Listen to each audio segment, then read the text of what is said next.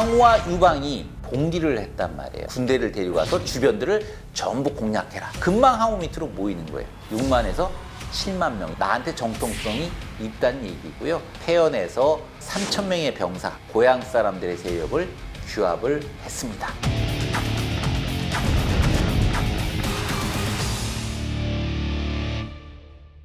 자, 이렇게 병사를 모았던 유방은 어디로 향했을까요? 어느 쪽에 가서 붙어야 자기한테 가장 유리하다고 생각하고 거기에 맞는 행보를 보였을까요? 유방은 당시 이제 소문을 듣습니다. 항량이 설현에 있다. 설현으로 가자. 왜 항량 밑에 들어갔겠어요? 내가 세력이 약하면 누구 밑인가 붙어야 돼요. 내가 세력이 세면 점점 사람들을 더 끌어모으긴 쉽겠죠. 마치 눈덩이처럼 큰 눈덩이가 있으면 작은 눈덩이들을 뭉치기가 쉬운 거 아니에요. 아직 유방은 힘이 별로 없어요. 가늠을 해보니 항량 밑에 병력이 제일 많아요. 그 병력을 빌려서 내가 좀 뭘 해보겠다. 바로 그러기 때문에 유방은 항량 밑으로 들어간 거죠.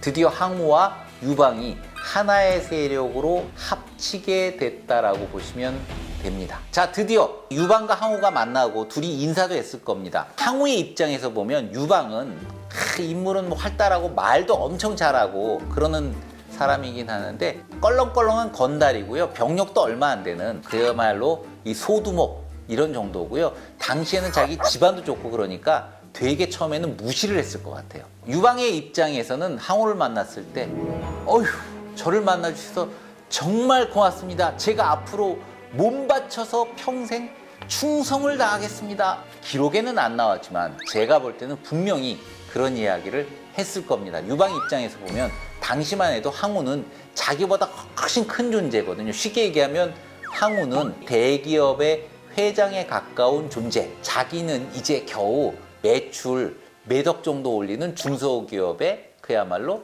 사장. 만나준 것만 해도 굉장히 고마운 일이죠. 저 사람 닮아봐야지. 앞으로 저 사람 밑에서 나도 좀 커봐야지 하는 그런 입장이었을 겁니다. 만나고 난 다음에 한 달쯤 뒤에 항량이 사람들을 전부 모았습니다. 왜 모았냐면 이유는 간단합니다. 초나라를 좀 다시 좀 세워볼까 하는 생각이 있었던 거죠. 초나라를 세우기 위해서는 사람들의 동의를 얻어야 되잖아요. 이때 등장한 바로 그 유명한 항우의 1급 참모 번증이 요 무렵에 등장을 하죠. 이때는 사실은 항우의 책사라기보다 항량 밑에 들어간 거죠. 항량한테 건의를 합니다. 진나라가 6개 나라를 멸망시켰는데 그 중에 가장 된통당한 나라가 초나라입니다. 그랬는데 진승이 봉기한 이후에도 초나라 후예를 세우지 않았다. 국왕을 세우는 것이 사람들을 모으는 가장 좋은 방법이다. 당연히 그 얘기가 타당하잖아요. 본인이 왕이 될 수는 없단 말이에요. 왜냐하면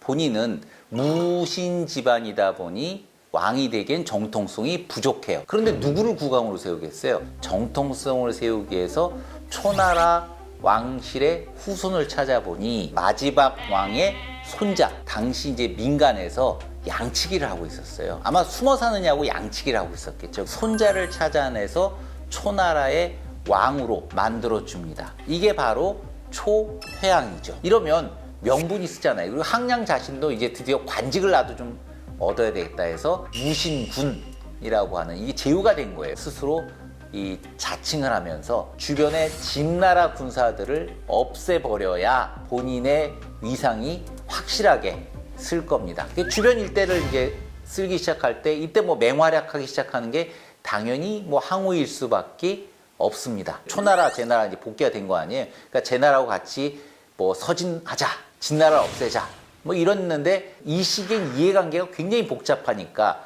서로 잘 안 맞습니다. 그래서 그런 일들이 잘 안 되긴 하죠. 그러니까 항우 입장에서도 유방같이 자기 밑에 붙겠다는 세력이 있으면요 가리지 않고 막 받는 겁니다. 그래서 당시 항우하고 유방 둘은 뭐 일부는 성공하기도 하고 일부는 실패하기도 하고 하지만 주변들을 싹 이제 정리를 하기 시작하면서 점점 세력들을 키워가기 시작하는데 여기에서부터 이제 사달이 나기 시작한 거죠.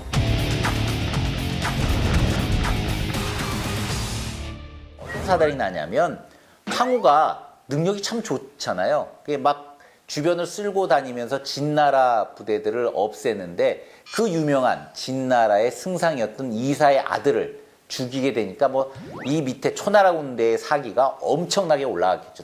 항량 입장에서도 따지고 보면 이렇게 성공을 하고 있는데 야, 앞으로 일은 잘 될 거야. 그런 의미에서 보면 항량도 비전이나 이런 부분들을 보는 거는 조금 약할 수 있는 인물입니다. 진나라 군대 우리가 가면 족족 이길 수 있을 것 같은데 밑에 있는 병사들도 그럴 거 아니에요. 할 수 있다.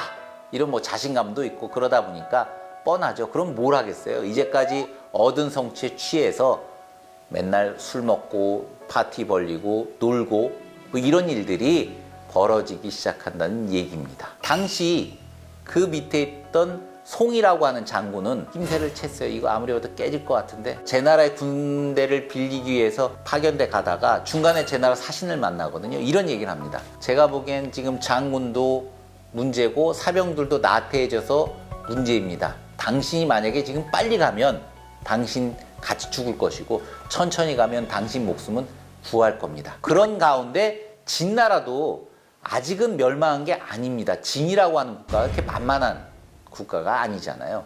그러니까 진나라 입장에서 보더라도 군대를 점점 더 강력하게 보내서 아예 초나라 얘들 부분을 박살을 내야 되겠다. 진나라에서 동원된 유명한 장군이 장암이라고 하는 장군입니다. 이 장암이 진나라의 대규모 병력을 데리고 출전을 하는 거죠. 항량 입장에서는 듣기는 했겠죠. 에휴, 올 테면 와라. 내가 다 없애버리지. 그거 뭐가 문제야? 야, 놀아. 걔들 여기까지 올 때까지 시간도 엄청나게 많이 걸릴 거야. 그냥 우린 기다리고 있다가 없애면 돼. 라고 생각했는데 장암이 부대를 데리고 생각보다 빨리 도착을 한 거예요. 야밤에 기습을 위해서 뭐 말부터 시작해서 병사들까지 입에다가 재갈을 물린 겁니다. 이 진나라 군대가 초나라 군대를 박살을 내고 항량도 이때 전사를 하게 되는 사달이 벌어진 거죠. 항량이 깨지면서부터는 이 초나라 입장에서는 엄청난 위기, 진나라에 대항하려고 했던 유방의 입장, 항우의 입장에서도 커다란 문제에 직면을 한 셈이죠.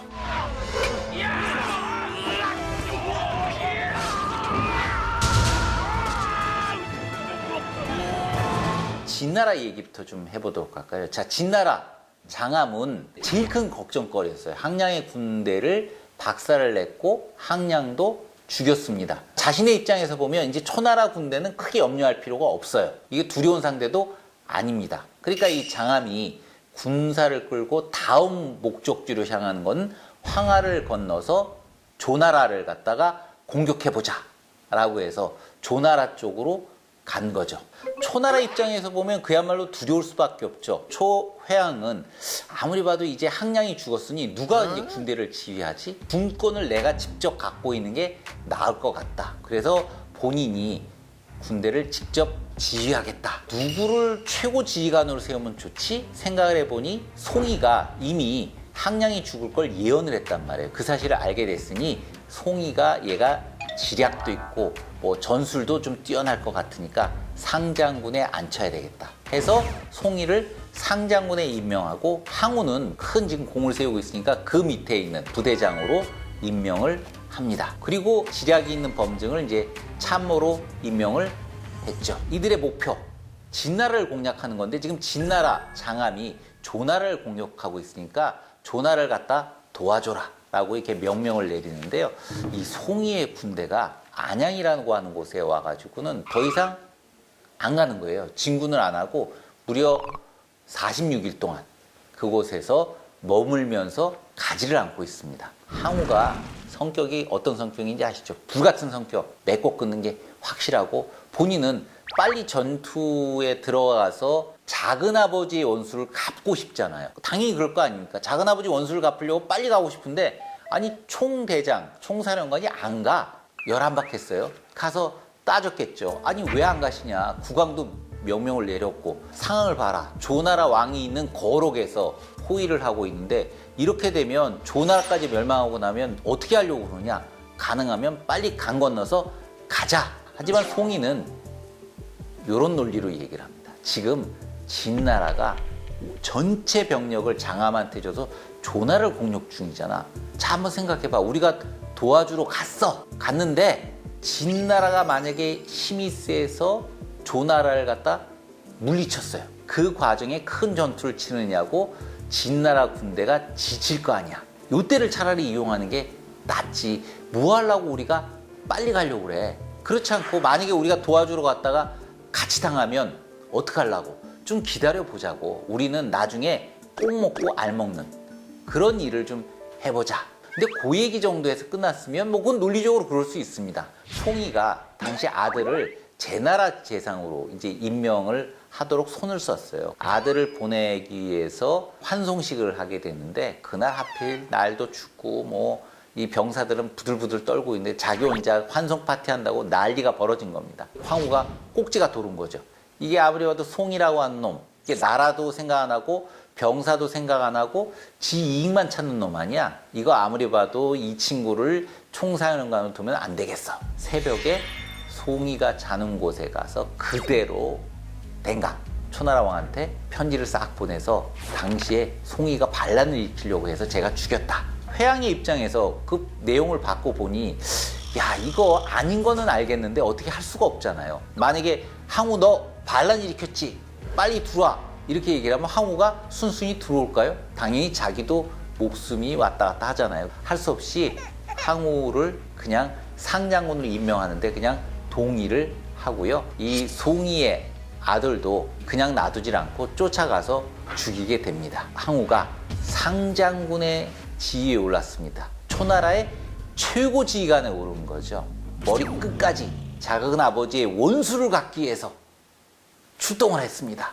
진나라하고 한판 붙어야 되겠죠. 이제까지는 그야말로 랭킹 밖에서 놀다가 랭킹이 막강한 선수와 정식으로 붙는 대결이 벌어지게 되고 바로 그게 거록대전이 곧 눈앞에서 벌어질 상황이 됐겠죠. 이 이야기는 to be continued.